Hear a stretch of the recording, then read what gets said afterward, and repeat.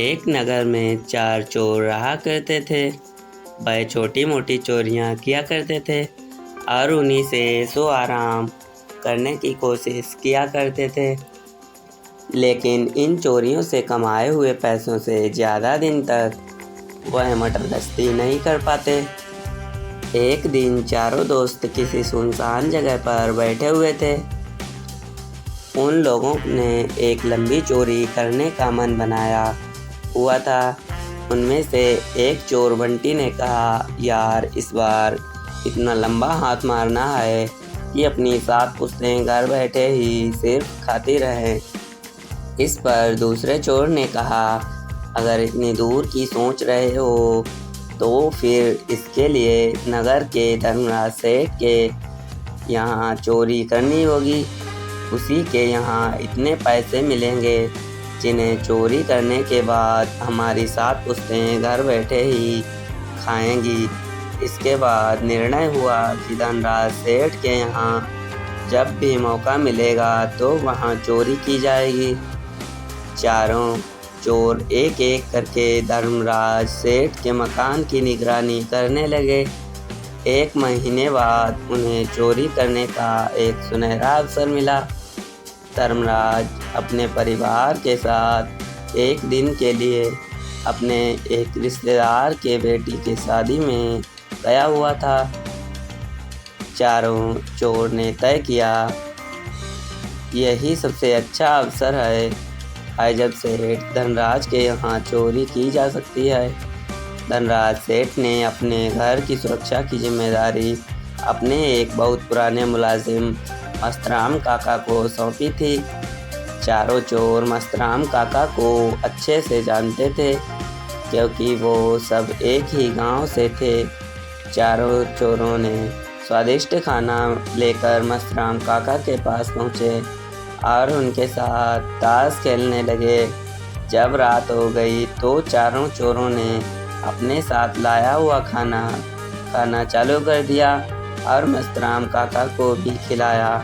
चारों चोरों ने मौका देखकर मस्तराम काका के खाने में बेहोशी की दवा मिला दी थी, जिसे खाने के बाद मस्तराम काका गहरी नींद में चला गया। इसके बाद चारों चोरों ने सेठ के यहाँ खूब सारा पैसा, हीरे और जेवरात लूटा और उसे बोरे में बांधकर जंगल में भाग गए। अगले दिन जब सेठ वापस आया तो उसे चोरी के बारे में पता चला। वह नगर का बहुत बड़ा आदमी था, इसलिए जज, कलेक्टर और पुलिस से उसकी अच्छी पहचान थी। पुलिस ने दिन रात एक कर के चोरों को पता लगाने का प्रयास आरंभ कर दिया। चोरों का समझ आ गया था, अब गांव वापस जाना खतरे से खाली नहीं है। मस्तराम ने उन चारों की पहचान उजागर कर दी थी। पैसे लेकर अब किसी दूर दराज के नगर में जाकर रहना उचित होगा, यह चोरों को समझ आ गया था। लेकिन पुलिस बहुत ही सक्रिय होकर उनकी खोज कर रही थी, इसलिए अभी जंगल से निकलना खतरनाक था। इसलिए चारों चोर जंगल में ही बसेरा लिए हुए थे और रोज़ पैसे को गिना करते थे। धीरे धीरे उनके मन में लालच की आग और भड़कने लगी, जिसके कारण वे सभी अकेले ही सारा हिस्सा हड़पना चाहते थे। एक दिन 2 चोर जंगल से बाहर निकलकर दूसरे गांव की ओर किसी ढाबे में अच्छा खाने की इच्छा के साथ चल दिए। वहां पर पहुंचकर दोनों ने स्वादिष्ट भोजन किया। इसके बाद जंगल में रुके हुए बाकी 2 चोरों के लिए भी उन्होंने भोजन बांध लिया। रास्ते में लौटते समय उन्होंने तय किया कि जंगल में इंतज़ार कर रहे दोनों दोस्त चोरों को रास्ते से हटा देना चाहिए, जिससे पूरे पैसे पर सिर्फ हम दोनों का अधिकार हो जाए और जीवन में कभी भी दूसरी चोरी ना करनी पड़े।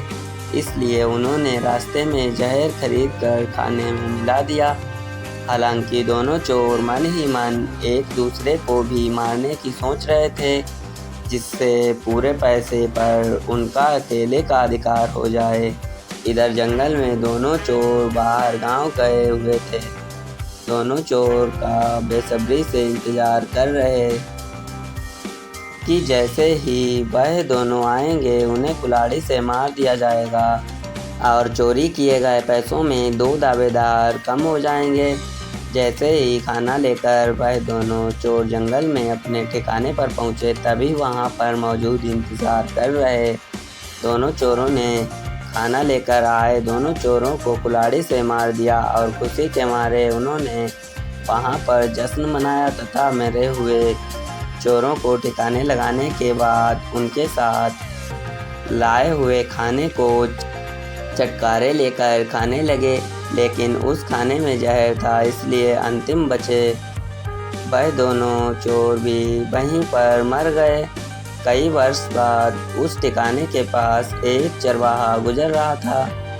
उसे वहां पर एक बोरा दिखा।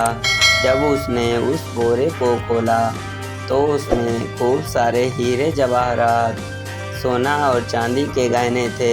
उसने उन सारे हीरे जवाहरात को पुलिस के हवाले कर दिया। इनाम में उसे भी कुछ हीरे जवाहरात दिए गए। अब वह चरवाहा नगर में ही एक भव्य डेयरी की दुकान खोलकर अपना जीवन यापन कर रहा है। तो दोस्तों, आपने देखा कि कैसे लालच में चारों दोस्तों ने एक दूसरे को मार दिया और उन्हें एक फूटी कौड़ी भी नहीं मिली। इसलिए दोस्तों, कभी भी लालच नहीं करना चाहिए। भाग्य और मेहनत ने जितना दिया है उसे खुशी खुशी स्वीकार करना चाहिए। तो दोस्तों, यहाँ पर कहानी समाप्त होती है। यदि हमारी कहानी आप लोगों को अच्छी लगी हो तो प्लीज़ वीडियो को लाइक शेयर और चैनल को सब्सक्राइब अवश्य करें।